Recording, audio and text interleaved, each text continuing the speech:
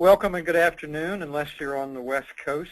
It's really nice to have well over 150 people are expected to join us today on this special webinar from the Research Council. The broadcast is now starting. All attendees are in listen-only mode. Welcome. We're very happy to have you join us for the American School Health Association, second in a series of 2 webinars sponsored by our Research Council. And on behalf of the Board of Directors, the members, the staff, all the volunteers, I'm very pleased. My name is Stephen Conley. I'm the Executive Director of what we affectionately call ASHA, and we're delighted to have you with us. If you're not a member, we hope you'll join us, and we'll explain more rationale later as to why there are benefits to coming in and becoming a member of this community in support of school health. Tell you a couple of things about the American School Health Association. We are multidisciplinary, and that's one of the unique pieces of ASHA. Approximately 1,000 members. And the mission I will read, it is lengthy and you'll like these verbs if you're researchers, to build the capacity of our members to plan, develop, coordinate, implement, evaluate, and advocate for effective school health strategies that contribute to optimal health and academic outcomes for all children and youth. We're very proud to present to our members the Journal of School Health, one of the premier research journal publications in school health, as well as many other fields. Josh wins awards, and we're very tickled to have this become a monthly service. You can either get a hard copy or you can also check into Josh online. Editor now is Bob McDermott, and he's been doing a wonderful job since last July. We do have an annual conference, which last year was in Louisville, Kentucky, where about 500 of your compatriots had a very quality meeting gathering to network and listen to the latest research, innovative teaching techniques, and really get a nice snapshot of what's happening in school health. This year, October 10th through 13th, we'll be in San Antonio, Texas. It's too late to present a paper, but we did receive over 200 applications, which means this will be, again, a very high-quality conference. We're expecting 600 folks to come to the Crown Plaza on the Riverwalk in San Antonio. If you have not joined ASHA and become a friend on Facebook, we'd like to request you to do that. That's the way to get the most immediate information related to our training and other opportunities. Lori, I'd like to talk about the introduction here. Today, we are looking at secondary data set analysis for research on children and adolescents. And our objectives are simple. At the end of this session, at the end of this hour, you will be able to define secondary data analysis, identify the advantages and disadvantages of this approach, identify existing data sources for research on children and adolescents, and explain the process of planning and conducting a secondary data analysis. Before I move to introducing our first speaker of the 2 specialists who will be discussing secondary data analysis with us this afternoon, I'd like to also do a poll, first to identify from the audience. We need to know who you are and get a couple of more pieces before our speakers begin. So Lori, if you could raise the first poll. Can you read the poll? Who are you? We have graduate students, college professors, nonprofit employees, government health or education employees, or in another field.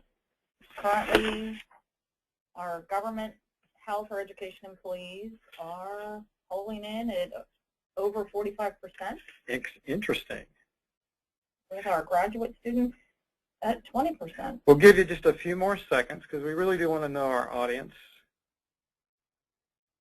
And we appreciate the responses. Throughout the webinar, you can ask questions which we will cover after the second speaker. And we'll be getting to as many of those as we can in just an open, informal forum where our 2 speakers will be addressing your questions. Okay. 46% government. Comfortable. Happy? All right. Let's look at one more question, and this is really turning to today's focus. Have you ever conducted a secondary data analysis? And you got three choices: no, yes, or you've helped with one. So if we could get our attendees to please respond. Again, we'll give you about 20 more seconds.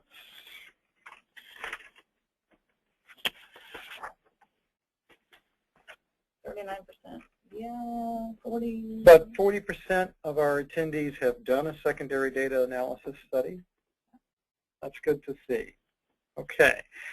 Again, this is Stephen Connolly, Executive Director, and I'm about to pass the gavel and the microphone off to Dr. Shannon Michael. Shannon will be followed by Dr. Denise Eaton. We're lucky to have both of these individuals as part of our research council with American School Health, and we're really lucky to have both of them teaming up today for this workshop. Dr. Michael and Dr. Eaton are both from the Centers for Disease Control, and they'll cover these topics, talking about the Youth Risk Behavior Survey, data there as an example to explain how to get started with secondary data analysis. And the webinar is approved for CHESS credits. You'll find more information coming soon on how to apply for those credits. First up, Dr. Shannon Michael, public health analyst with the Division of Adolescent and School Health, and also based at the Centers for Disease Control and Prevention. So Shannon, it'll take us a second to pass to you, but welcome, and again, thank you on behalf of ASHA, the board, and our members for working with us today.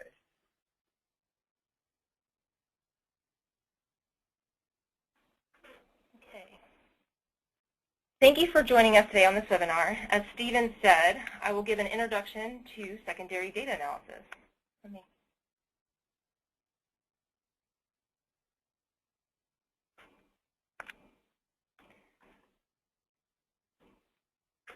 Specifically, I will address what is a secondary data analysis, advantages and disadvantages of a secondary data analysis. I'll spend most of our time on the process of conducting a secondary data analysis.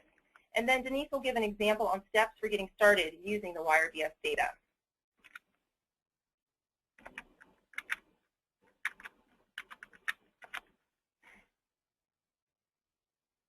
Well, my screen is frozen, so I can't move on to the next slide.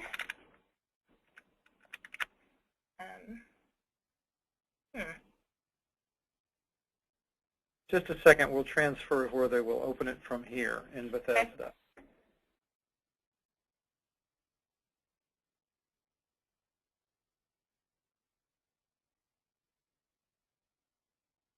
Shannon, we're sorry, but this has happened to us time to time with the software and with your machine, but we actually have a nice backup here. Great, great. You will have the one that I sent to this morning to Lori? I believe that's correct. And just like in the old days with film strips, you'll just have to say ding, Lori, okay. Turn the page. Okay. I can do that. And you can go ahead and go to slide 3. Yes? Is that what you like? Yep, slide 3. Right. This is not my slide. Oops. Hang on again. Okay. This is Denise's. I just sent, Lori, I sent you the one this morning, and you had responded saying thank you. Right. Use that one, please, because the one I sent you earlier was an older one. Okay. And you tell me while we're doing this that it's hot as heck in Georgia. So, can anybody hear us, or is it just us? The full world. We're live. All right. And we're about to get to you. Oh, and it's warm in Georgia. So go ahead and go to slide 3. I want to make sure this is the correct one. I'm afraid it's the same one, Shannon.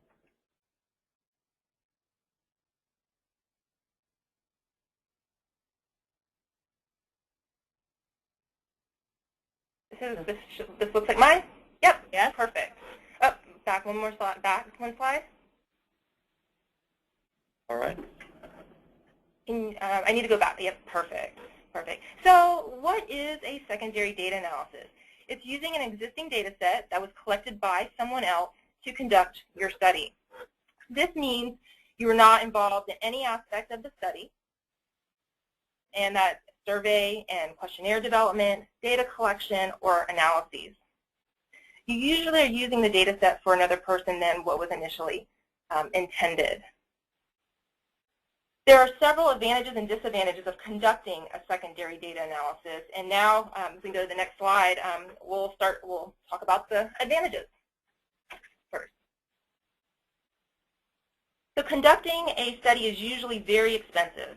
So you save a lot of money by using an existing data set. Most large government or government-funded studies cost millions of dollars. But the good news is that you have access to many of these data sets for free.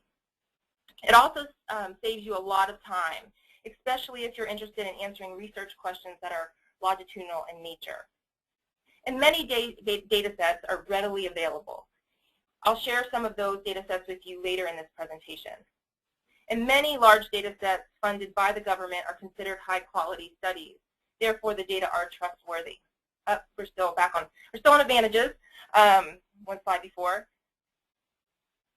And then you also have the opportunity to conduct a variety of analyses with these existing data sets. For example, correlational, longitudinal, and then subgroup analyses. Now let's talk about the disadvantages. These are very important to keep in mind as you evaluate whether or not you should use an existing data set for your study. Although many data sets are readily available, there are others that might not be. And it probably is the data set you want to use. Also, because you didn't develop the questionnaire or collect the data yourself, it might take some time for you to become familiar with it. Another disadvantage is that you have no control over the quality. That's why it's so important to know who did the study. You also have no control over the level of observation or the types of measures used. And some of the existing data sets have complicated study designs, and they must be understood to be able to correctly analyze the data.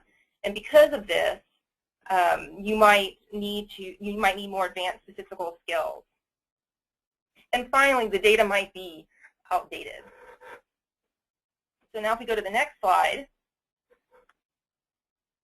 Now with the advantages and disadvantages in mind, I'm going to describe the process of conducting a secondary data analysis. I realize we have varying levels of experience. However, I hope this process gives you a framework or at least enhances your current process for conducting a secondary data analysis. Some of these aspects will be reiterated by Denise when she walks us through the YRBS example. So as you see here, there are 6 overarching steps in the process of conducting a secondary data analysis. These steps include identify research topic and questions, select and access a data set, get to know the data, which is very important, select the appropriate statistical methods and software, run the data for your current study, and then present the findings in a meaningful way. So if we go to the next slide. The first step is to know your research topic. So let's use the research topic of parenting practices and adolescent sexual risk behaviors as we discuss this slide. Can we get to the next slide?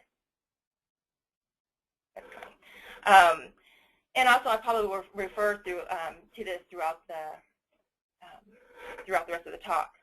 So now that we have parenting practices and adolescent sexual risk behaviors as our research topic, we then want to develop a basic research question to help guide our literature review. And so based on the topic we just talked about, we might want to develop a research question such as, how is parental monitoring, which is an aspect of parenting practices, associated with adolescents ever having sex, which is an outcome variable?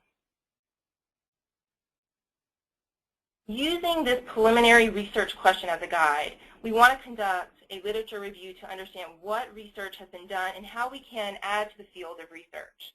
It doesn't have to be extensive or exhaustive, unless, of course, you're working on your dissertation. But again, you want to know what research has been done recently related to your research question. This will also help you remain focused and prevent you from becoming overwhelmed with the volume of data you'll see in data sets and in selecting your data set. In addition, during your literature review, it is very important to understand how the independent and dependent variables are measured in various studies. In my example, the independent variable is parental monitoring, and the dependent variable is ever had sex, I want to understand how these two constructs, these parental monitoring and ever had sex, have been measured. Some questions I might ask myself are, what types of analyses have been done with these variables?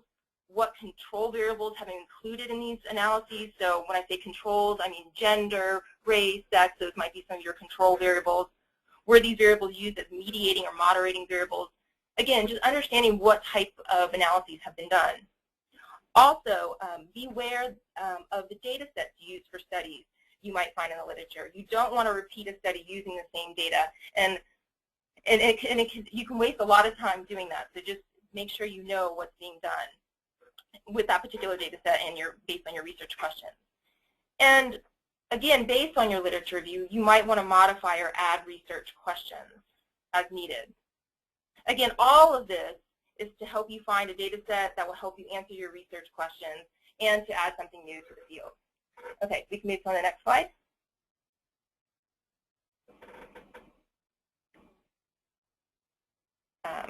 Well, as we're moving to the next slide, the second step is selecting and accessing the data set.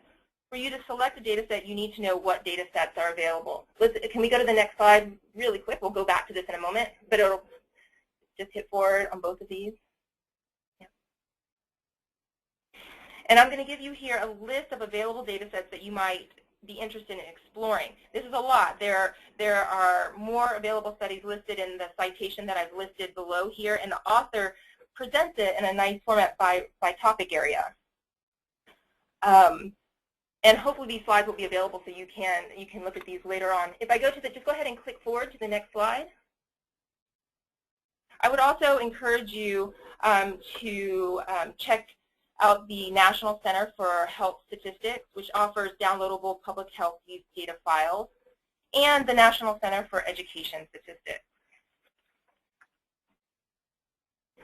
Also, in terms of selecting a data set, you should ask, does the data set have the variables needed to answer my research questions?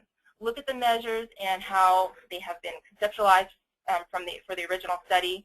To be honest, this can be frustrating, and you'll definitely say, why didn't the researchers ask this or that question? So again, it might take you some time to find the right data set to be able to answer your research questions. You also want to know the kind of data what kind of data you want are available. Specifically, you want to make sure the data set has the type of data you want, quantitative, qualitative, or both. Depending on what you're researching, the age of the data might matter and might impact your results or could be a limitation of your study. I also suggest you make sure the data set includes the age group, race ethnicity group, or SES level you want to study. For example, looking at parental monitoring and ever had sex, I might want to see how that relationship differs for different age groups. To access the data, okay, so now we're going to talk about accessing a data set. Here are some questions that you'll want to ask. Who owns the data set? For example, CDC owns the YRBS data. How can I get it? You can download many of the data sets from the web, but some data sets like the Early Childhood Longitudinal Study, which is another data set you should check out, you'll have to order it online. It's an online form that you'll have to fill out. Another important question to ask is, does it cost me anything? Many publicly available data sets are free to you. However, some do cost money, or at least for certain variables it costs you something. And then, do I need IRB approval? You need to check at your institution about the rules for secondary data, but most of the public data sets contain de-identified data and therefore are eligible for expedited review or exempt status. And then lastly, are there rules about storing the data set? If you're able to get it from the web, there are likely no rules about how you store it. However, I manage the AdHealth data set here at CDC, and I have to follow strict procedures for storing the data, not only in the computer but in my office. So just be sure to inquire about that. If we can go ahead and go to the next slide. So now we're moving on to step 3, which is get to know your data, and a very important part. It's very important to secondary data analysis. And here are some things you should consider. Know the original purpose of the data.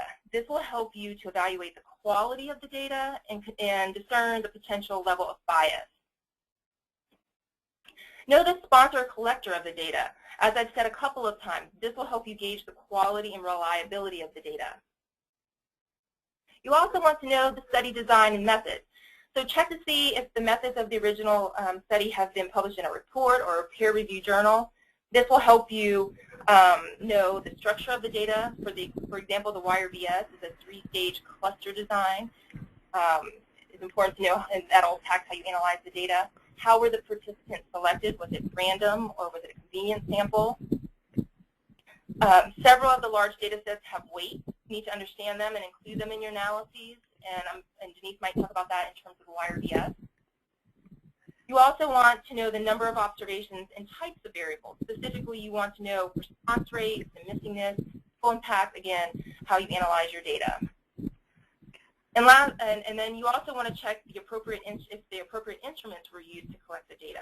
For example, I will check to make sure the items for parental monitoring are actually measuring parental monitoring and see if, or whether the researchers use a validated scale.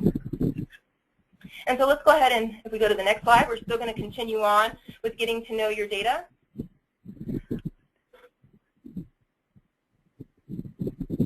Let's see. There we go. And so keep the questionnaire and codebook readily accessible. The codebook tells you everything about the variables in the study. For example, it gives you the questions, the variable names, which you'll need to know when you analyze your data, the means, the standard deviations, the range, the missingness of the variables.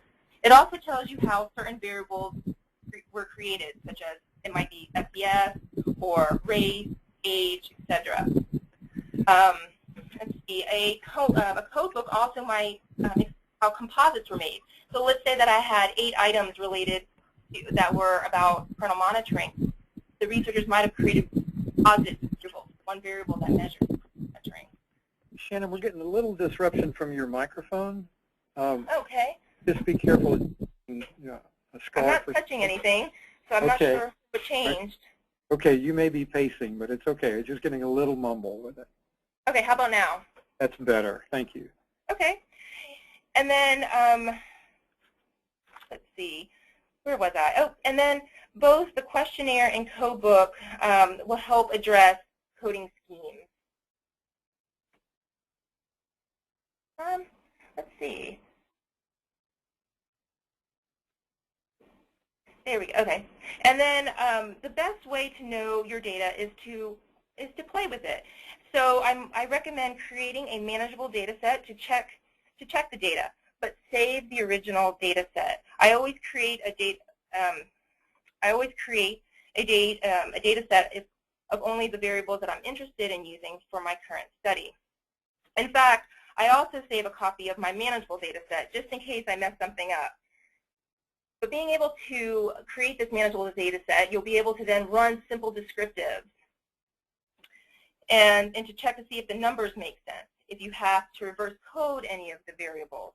And if there are any issues such as missingness or skewness, then you can address that and understand that before you run your analyses. So let's go ahead and go to the next slide.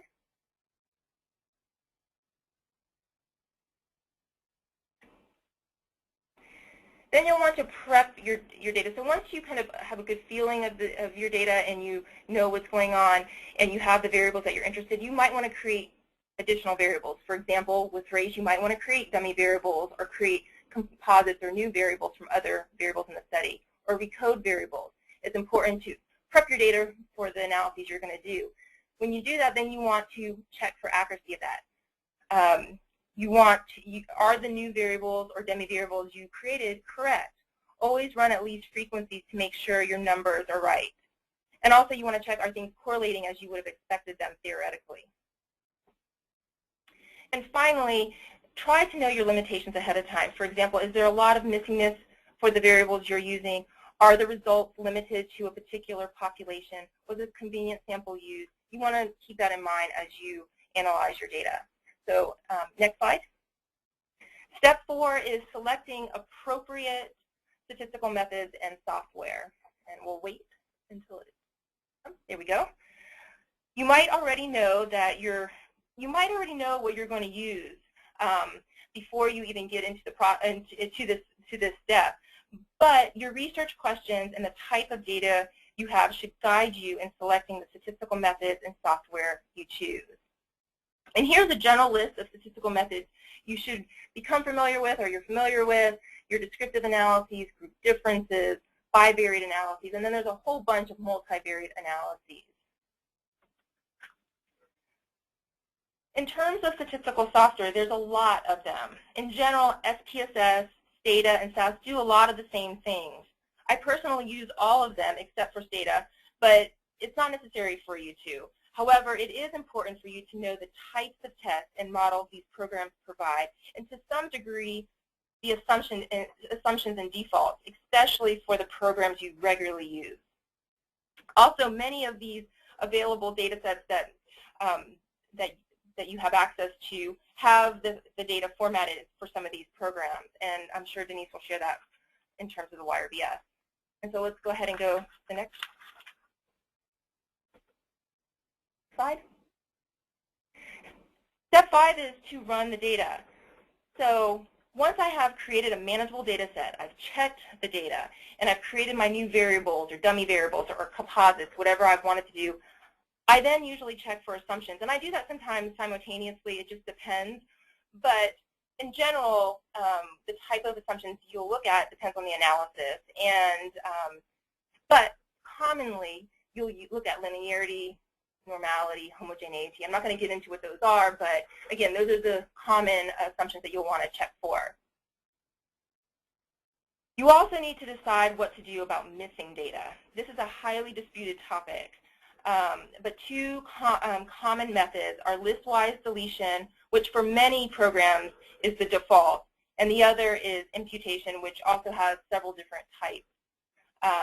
If you do a listwise deletion, you want to conduct a missing data analysis, and that's just knowing who's included in the folks included in your study. Do they differ from the folks excluded from your study? And then you can go on with doing your descriptive analyses and your more advanced analyses.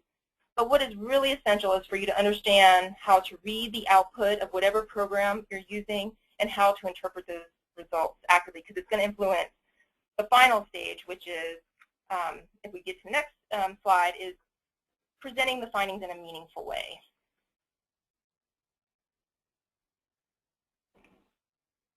That's me there. Two important questions you should ask is, what is the purpose and who is the audience? Based on those two questions, you should decide on the type of document you want to develop. If you decide that you want to develop a journal article, I really encourage you to narrow down the journals that you might want to submit this paper to and really look at their formatting and all of their rules about the type of paper that they accept, so that it saves you time in the end. And the last thing I really wanted to talk to you about is how I approach writing up meaningful results. And again, this is just a suggestion, and this is what I do. But the first thing that I do is I put the results in a table or figure or whatever makes sense, and I use the table and figure to really guide how I write up my results, that narrative piece in a journal article or in wherever you're submitting, in whatever report. And then I finish the rest. I do the methods, introduction, and then I always have the challenging part of the challenging part for me is the discussion and conclusion, and that's the part I save for the end. So in general, that's it. And if we move to the last slide, I just want to share with everybody, we just walked through 6 steps in this process of conducting a secondary data analysis, and now Denise will share with you an example of how to get started using YRBS.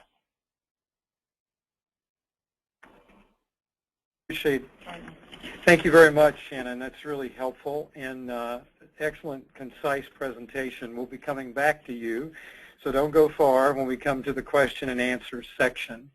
Before I move to Dr. Eaton, we'd like to do one more short poll in which you really only have 3 choices, but please respond.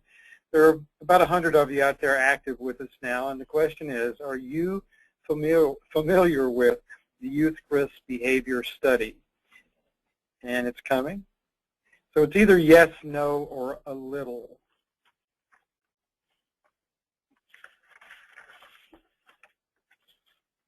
If we're having responses, we'll give you About 20 seconds. Still coming in. 51% yes, very.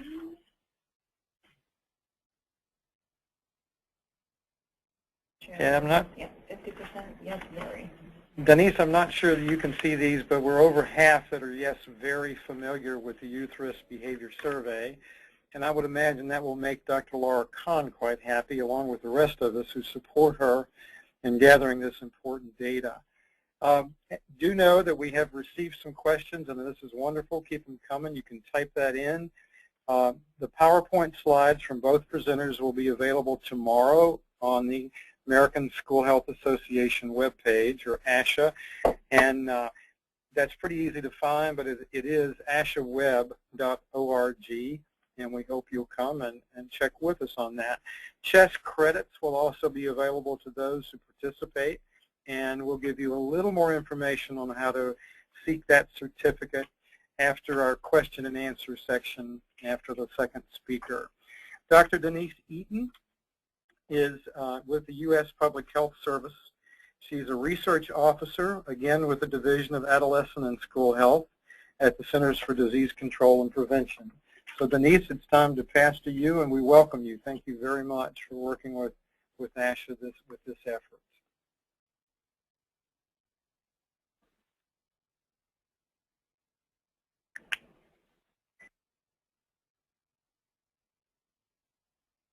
Are you able to see my slide? We have you. Okay, great. So the purpose of my part of the presentation is to provide an example demonstrating how to get started with secondary data analysis once you've already identified a data set to work with.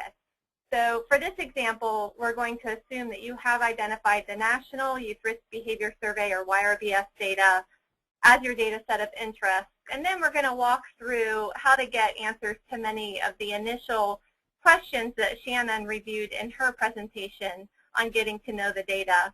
So these are sort of the homework steps that you would want to walk through with any new data set before you start your data analysis.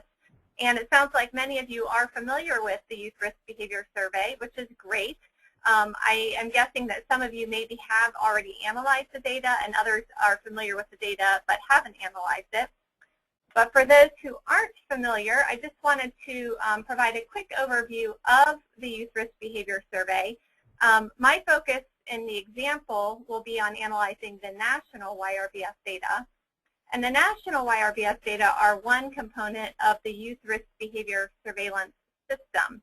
And this system was developed by CDC in 1990 to focus the nation on behaviors among youth that cause the most important health problems, and to assess how health risk behaviors change over time, and then also to provide comparable data at the national, state, and local levels. So the system does have multiple components that are listed here on the slide. We have a national survey. We have separate state surveys that are conducted among states, and then also large urban school district surveys. And then we also have some territories and tribal governments who conduct their own YRBS. So let me see if I can click the next. Here we go. Oh. Okay, here we are. So the purpose of the YRBS really is to focus on these priority health risk behaviors, and these are behaviors that contribute to the leading causes of morbidity and mortality among youth and young adults in the United States. The behaviors generally fall into 6 categories, and they include unintentional injuries and violence, tobacco use, alcohol and other drug use, sexual behaviors, unhealthy dietary behaviors, inadequate physical activity, obesity, and then also asthma are assessed. And we assess obesity by asking for self-reported height and weight. So as Shannon mentioned, one of the first things that you'll want to do is really understand the methodology and how the data were collected. For the National Youth Risk Behavior Survey, the data, first of all, are collected biannually, so that's every other year. The data are collected during the spring of odd-numbered years. So our most recent data collection was in the spring of 2011. We use a 3-stage cluster sample design to select a nationally representative sample of students in grades 9 through 12. Participation is voluntary. It's also anonymous. We do not ask students to report their name or record their name in any way. And this is very important because we are asking them to self-report on their risk behaviors. Parental permission is obtained, and the data are collected using a paper and pencil questionnaire, and this is administered to students in intact classrooms during a regular class period.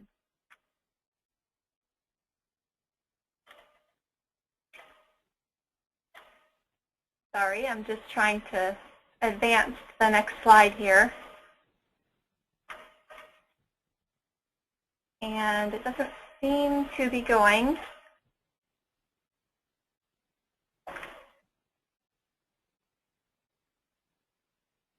Would you like us to pull it up from here? You might want to because it seems to have frozen up. And so we're there we go. Now it's working. We'll see if we can get through this. Okay. Okay, so now we're on accessing the YRBS data file, and this kind of addresses several of the points that Shannon mentioned. First, is there a cost for the data? No. For national YRBS data, they are all the data files are available via public use, and they are free. Now, I did mention that there are states and large urban school districts, territories, and tribes that do conduct their own YRBS. Those data are actually owned by the entity that collects them, and in some cases, those data can be made available to you. Some of the sites give CDC permission to give the data upon request out. Other sites request that the data request go directly to them, and it can be approved, and then the data forwarded on. So while I'm really focusing on the national YRBS data here because that's the CDC-owned data that we have in-house, just keep in mind, if you're really interested in state or local data, those may be available as well with an additional step for attaining it. So in terms of what data are available, and where you would get it for YRBS, we do have a website. It's www.cdc.gov/YRBS, and we're going to actually go to that site in a few moments, and I'll show you everything that is there. But most importantly, you can get the data there. You can download all the data files, the code book, the data user manual, and the questionnaires. In terms of IRB approval, the National YRBS protocol is approved by the CDC IRB, and since there are no individual identifiers on the data file, there are no rules about storage of these data. Now, Shannon talked a little bit about getting to know the data, and this is information that you want to gather before you start your analysis. One of the first things that you'll want to do is find the data collection instrument, the survey or the questionnaire or other tool that was used. For the YRBS, that would be a copy of the questionnaire. It's a computer scannable booklet that students complete. And I think it's really important to actually look at that tool or that instrument. Even if you have a code book available to you and you have the data file and all the data are there, I think it's really helpful as a researcher to understand exactly how the questions were asked, the context in which they were asked, and so that can be real helpful when you go back and look at the data collection instrument. You'll find technical reports on the Youth Risk Behavior Survey, including an extensive methodological report that has been published. I'll show you in a moment where you can get that. Also the code book data user manual, and those are things that you will definitely want to look for any data set that you decide to analyze, and you'll want to become very familiar with them. Another thing that you would want to do is read published articles that use the data, as Shannon mentioned, and I'm going to show you on the website where you can find an example of some of the articles that have been published using YRBS data. So where can you get this information? First of all, if you can find a survey website, most of the large surveys are going to have their own website where all of this information will be posted in one place that'll be accessible and really convenient for you to locate and download what you need. If you can't find the survey website, You might go to the sponsoring organization's website and do a search there. For example, you can Google YRBS and you could get to our website, but you could also go to the cdc.gov general website and get to our YRBS website from there as well. You also can conduct literature searches using literature search tools and search on the name of the data set, and that will pull up recently published articles. And then if all else fails, you can always get in touch with the study contact person. So most of the large data sets are going to have either a general email box or a phone line or a specific person that you can contact if you have any questions. And I definitely wouldn't hesitate to do that if you are planning to analyze data and have questions that you need help with. So here is just a screenshot of the YRBS website. This is the page that you would come to if you go to cdc.gov/YRBS. And if my computer will cooperate, hopefully we can link directly to that page. And hopefully you all can see the web page here now. And I'm just going to go through a few of the documents here just to give you an example. First of all, if you're interested in analyzing YRBS data, this will be helpful for you because it'll show you sort of where everything is. But if you're interested in any data set, these are the kinds of things that you're going to want to look for when you go to a website for the data of interest. The first thing you see here on the screen is just an overview of the YRBS, the system. You're going to want to read everything you can get your hands on about that data set. So this is just a real brief overview. And if you click over here, you'll get a little bit more information. You'll see there's a fact sheet here. So I would definitely try to get your hands on any of the general information you can about your data file. The next thing that you will want to look for is the questionnaires, as I mentioned. And we have a link here to the left of the page for the questionnaires. If you go to that page, you'll see that we have questionnaires posted for 2011 and 2009. So these are our two most recent YRBS cycles. If you were interested in a questionnaire prior to 2009, you would have to get in touch with the study contact. You can see here, contact YRBS. That's one way to get in touch with us to get a prior year's questionnaire. When you first come to this page, if you're not familiar with YRBS, you could be a little bit confused in what the difference is between the standard high school, the national high school questionnaire, and then we have a middle school questionnaire. But if you read through all the documentation and do your homework, what you'll learn is that the national high school questionnaire is the one that is administered for the national YRBS. So that's administered among a nationally representative sample of high school students. The standard high school questionnaire is the questionnaire that states and cities use to conduct their YRBSs. So it's real important that you make sure you find the right questionnaire that goes with the data that you plan to analyze. The next thing you would want to look for is the code book, the data user manual, and the data itself. So I just clicked on this data files and methods link, and that brings us to this page. And you can see here the data files from every year from 1991 through 2009 are available for download. You'll note that the 2011 data file is not there because it actually hasn't been released yet. Those data will be available on June 7th, so in just a few weeks.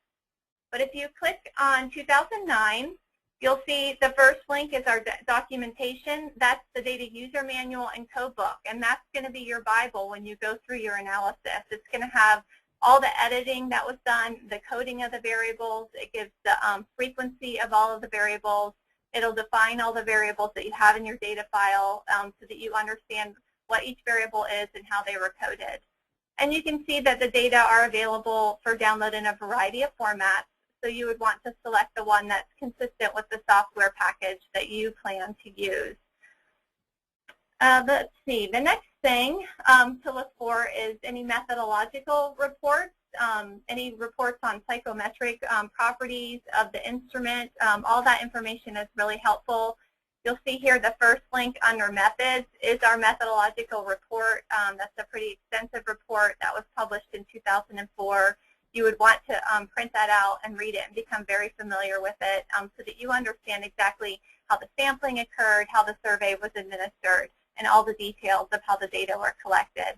And then under journal articles, here under methods, you'll see we have a variety of articles that were published, some looking at reliability, validity, and other methodological factors.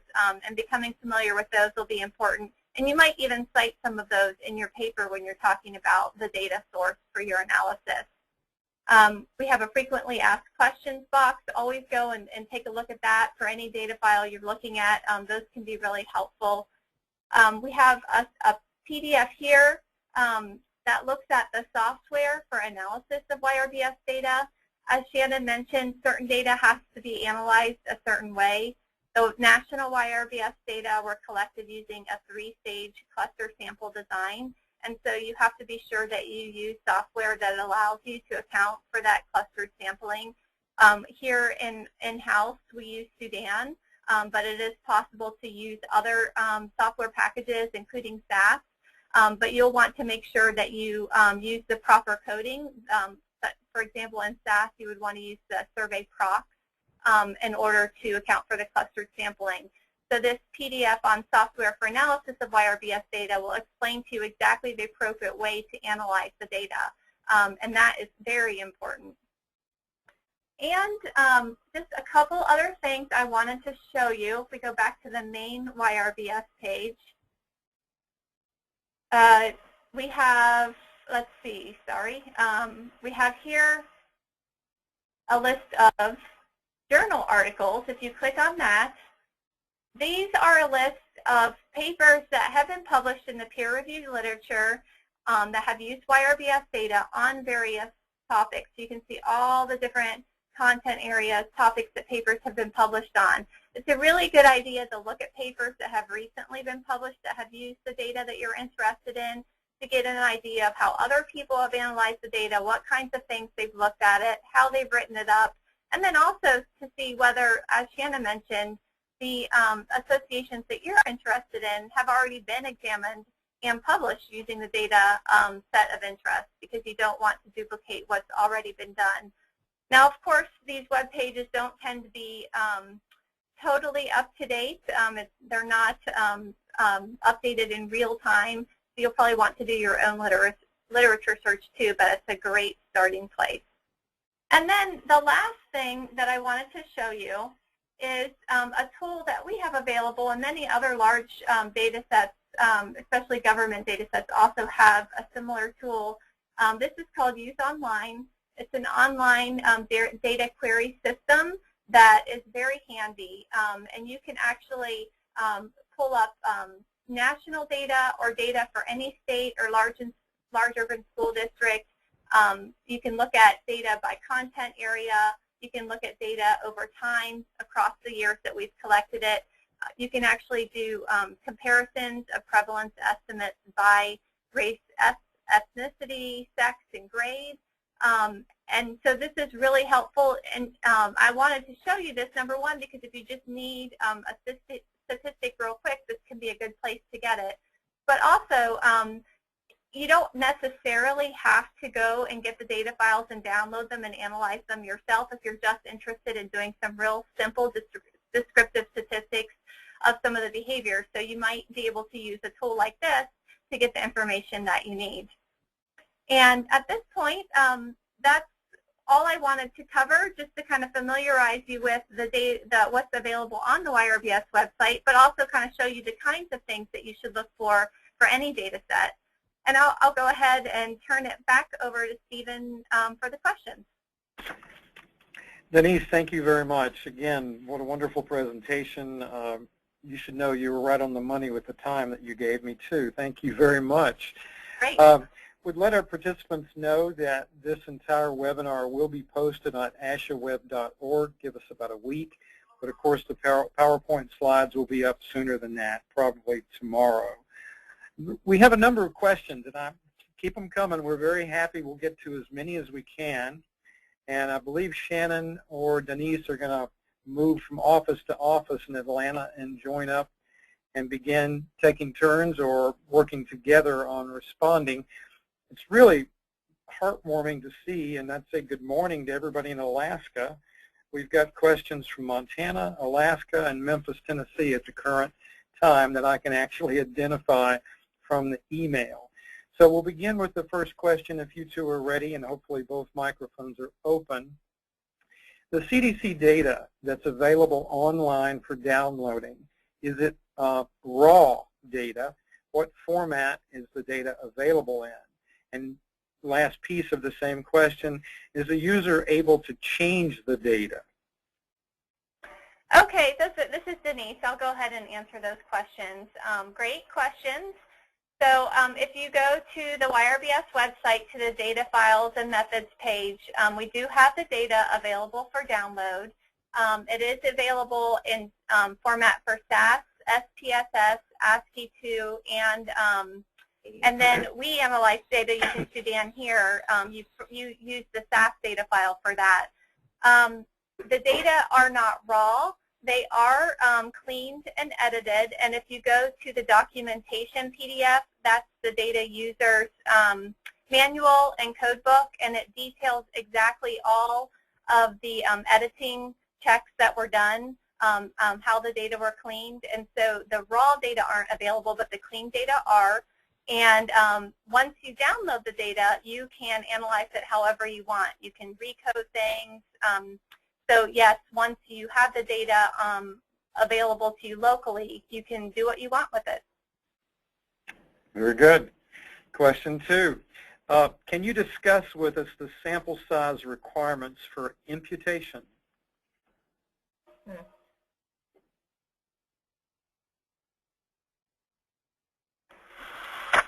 Well, it just depends on what type of imputation you're doing.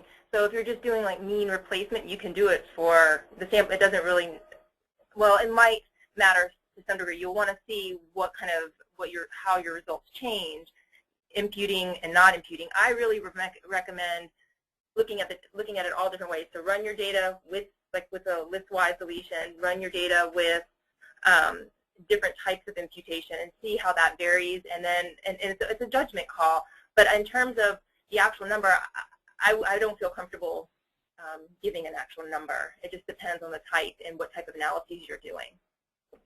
Okay. Let's move to another question.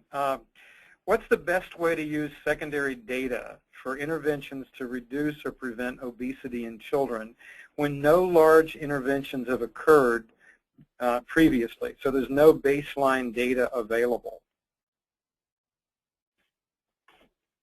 Okay, so I'm not sure I totally understood the question. So how do you, is the question asking how you evaluate an intervention if you don't have baseline data? That's what I believe, yes. I think that would be very difficult. I think, for a good evaluation is going to be planned before the intervention is ever implemented, and the evaluation and intervention would be planned together. So if there's some kind of intervention that occurs, if there's some national intervention, possibly you could look at something, a nationally representative data file that looks at the variables of interest before and after the intervention. If you think about the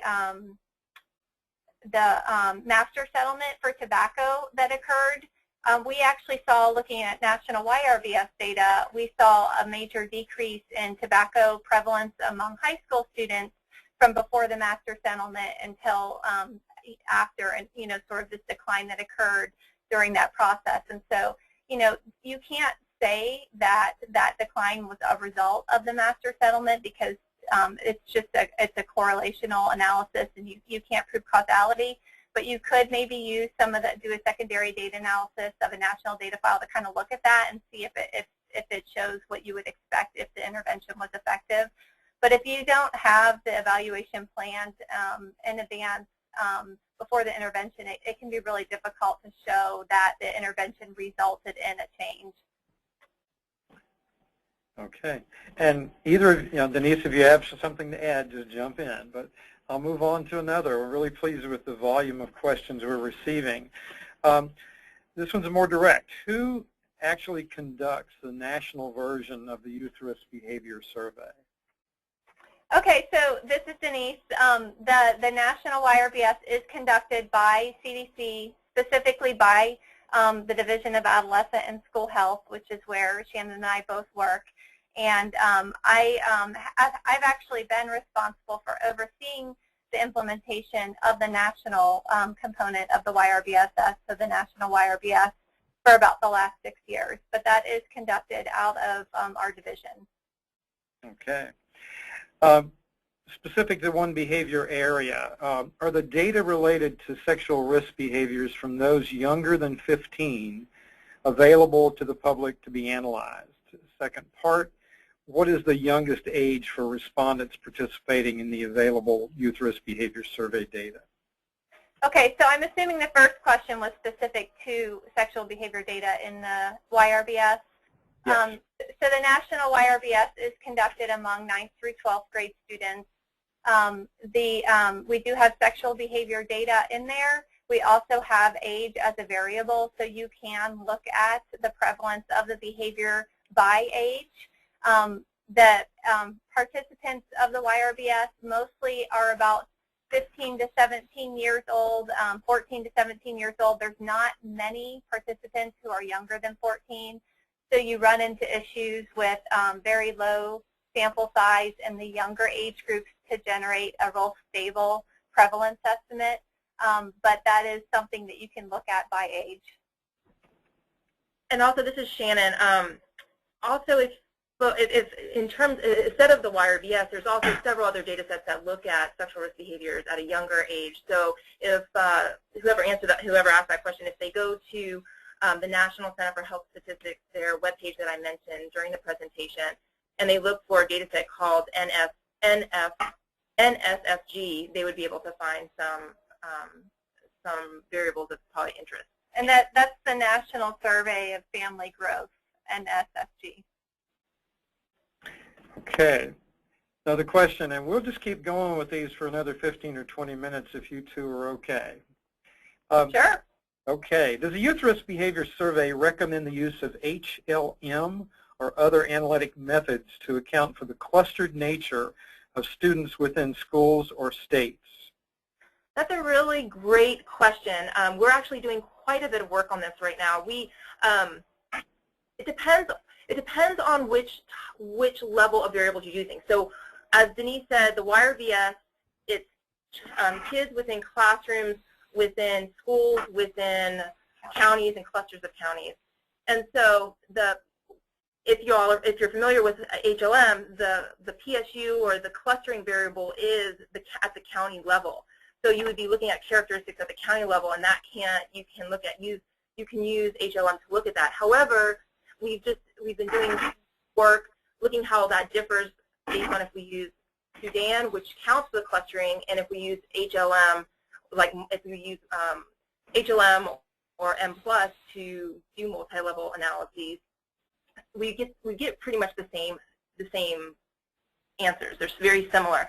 So now we're looking at some other methods to see if which method is better. Should you be doing multi-level analyses, or is Sudan accounting for clustering good enough? The jury's still out, and we're still really working on that issue to be able to share that with folks in the field. Very good. I think this one must be directed, let's go ahead and ask it at both the state and city as well as territory level and the national YRBS. How is parental permission obtained? That's a really good question.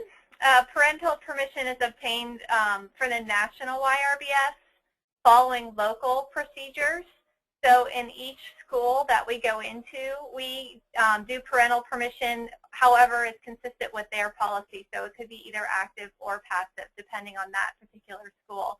The state and the locals also use their own, some do active, some do passive. It depends on the local procedures. Okay. New question. What format do you recommend in disseminating the findings? And also, what methods do you suggest as well? Well, again, I think it goes back to really the two questions that I shared is, what is the purpose? So if you're doing this and you want to, if you're really excited about your findings and you want to share it to, to the research community, then putting it in a peer-reviewed published journal would be nice. But again, if it's something that you work for an organization and it's used to influence program, then you might just put it in a report. So it just depends. And then in terms of the method that you use, again, it has to be related to your research question. So again, for the question that I brought up during my presentation, what is the association between parental monitoring and ever having sex? I might be able to answer that by just looking at multiple regression controlling for some things.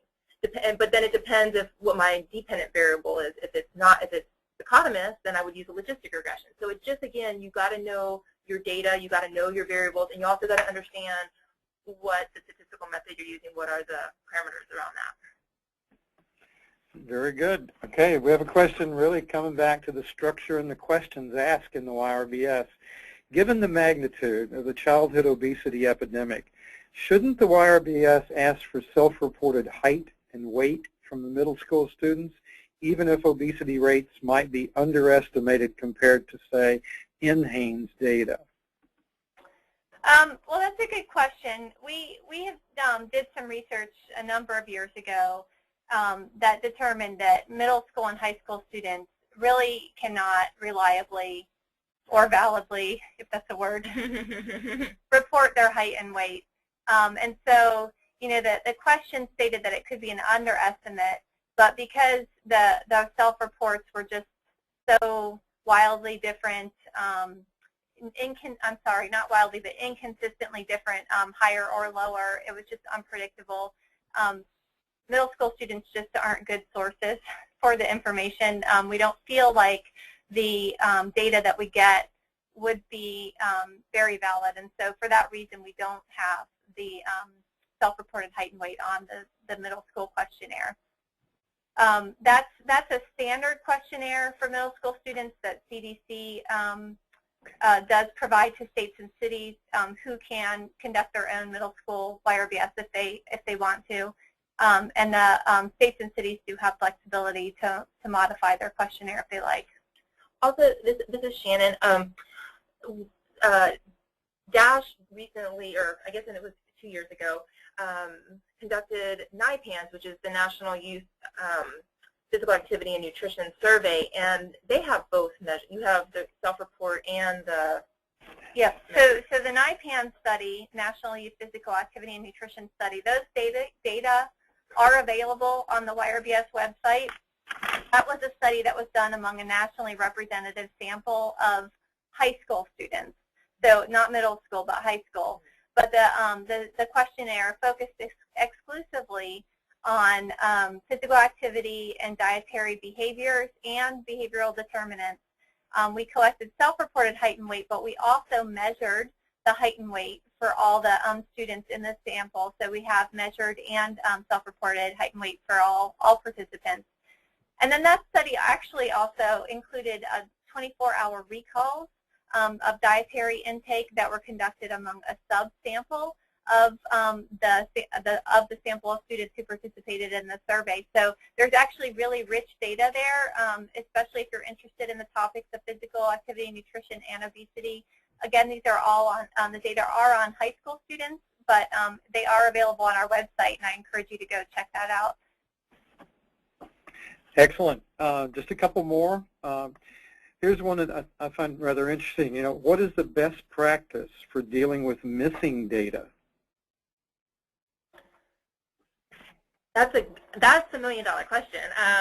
The best practice, well, I know that in a recent report that they looked at different methods of missingness, and they talked about SIML, which is full maximum likelihood estimation, and they said that is really probably, it seems to be the best. It can, based on variances and covariances, it can really estimate the data correctly.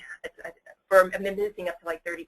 So maybe that's the best choice. I guess it just depends on the type of analysis you're doing, how much missing. If you're having under 10% missing, I would just recommend using list-wise deletion. When you start getting more, then you want to think about what's appropriate, and also you want to know what you want to understand the type of missingness you have. There's 4 different types of missingness, and depending on those types, I think that would also help you or help guide your decision of what method you use. But again, I think that's like I mentioned in my talk, that's a highly disputed area, and I don't think anybody's really, folks have not reached consensus on that. Okay. Can I combine data sets? So if the question is about YRBS data, I'm not sure what they're specifically thinking about. You can combine national data files from multiple years. So say you wanted to do a trend analysis where you looked at how the prevalence of a behavior changed over time. You can combine multiple years of data together to do that. And you know, if you were trying to do an analysis of a behavior that had a particularly low prevalence, or going back to the question that wanted to look at the prevalence of sexual behavior by age, and you have issues where some of the ages, there's just not a lot of kids in those age groups, you can combine data files together in order to increase your sample size and give you more power. So we do that sometimes here with the national YRBS data. So that sort of answers the question related to the national YRBS. Hopefully that answered the question. Very good. And I think I'll just do 2 more quickly. How do I create a manageable data set?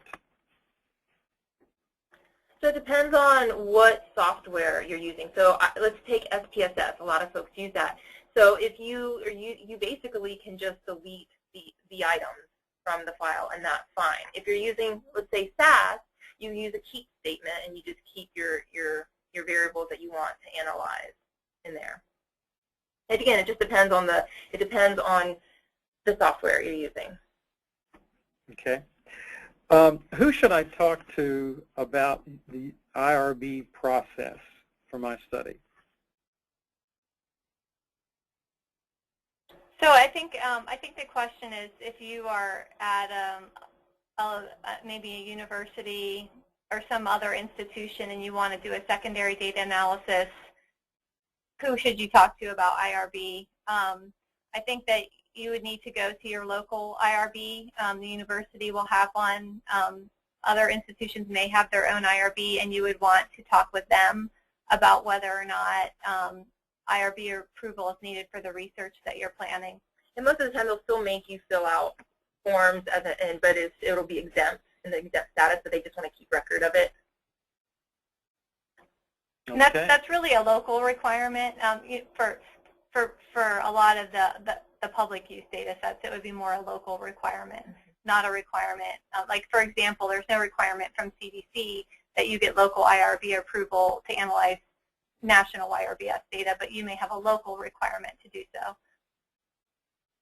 Well, again, I want to thank you both as I turn this to a close with a couple of final comments.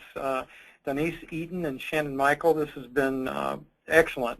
We'll be using this for quite a while, by the way. And appreciate you on behalf of the Research Council and the American School Health Association for being members and working with us in this type of a volunteer contribution. The entire webinar will be up in about 2 weeks if folks want to come back and repeat. And if you're interested in chess credits, you'll receive an email which will give you a Survey Monkey link. Follow the directions there, complete the evaluation, give us some more research data on our efforts and our presenters today, and you'll get the next key that will move you toward receiving your certificates, your credits. I want to close by saying that we hope to see many of you in San Antonio, Texas in October. It's the 86th annual ASHA conference, Making Connections, the People, Passion, and Promise of School Health. We'll have a lot of exciting professional development opportunities here. I don't know if these 2 presenters will be with us, but I know they have in the past.